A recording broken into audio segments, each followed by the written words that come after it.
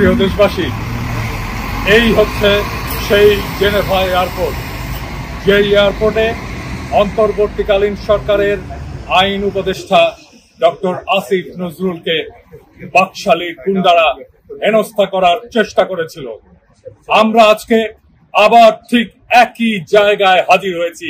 এই সেই জায়গা, ডিপ্লোম্যাটিক গাড়িগুলো যেখানে এসে পার্কিং করে, এইখান থেকেই হেঁটে আসিফ নজরুল সামনের দরজা দিয়ে এয়ারপোর্টে ঢুকতে যাচ্ছিল, আর বাকশালী গুন্ডারা তার পথ অবরোধ করে তাকে হেনস্থা করার চেষ্টা করে।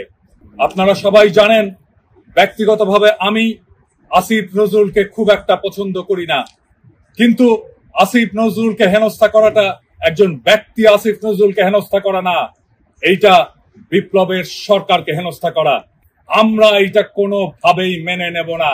আমরা এখানে হাজির হয়েছি যেখানেই বাকশালীরা আমাদের বিপ্লবের সরকারকে, বিপ্লবের প্রতিভূকে তারা এসে হেনস্থা করার চেষ্টা করবে, আক্রমণ করার চেষ্টা করবে, আমরা সেখানে ইউরোপবাসী এসে, প্রবাসীরা এসে সেই জায়গাতেই প্রতিবাদ সমাবেশ করব। আজকের প্রতিবাদ সমাবেশ বাকশালী ফ্যাসিস্টদের উদ্দেশ্যে আমাদের একটি বার্তা। এটা ইউরোপ, এটা মোদির ভারত না, এটা দিল্লি দাসীর প্রভুর জায়গা না। এই ইউরোপ বিশ্বযুদ্ধ করেছে ফ্যাসিস্টদের সাথে লড়াই করার জন্য। এই ইউরোপে ফ্যাসিস্টদের কোনো জায়গা নেই। যেখানেই ফ্যাসিস্ট বাকশালীরা আসবে সেখানেই প্রতিরোধ হবে। এইখানে আমরা প্রতিরোধ শুরু করলাম। আওয়ামী লীগের ইউরোপে কোনো জায়গা নেই। ইনকিলাব জিন্দাবাদ।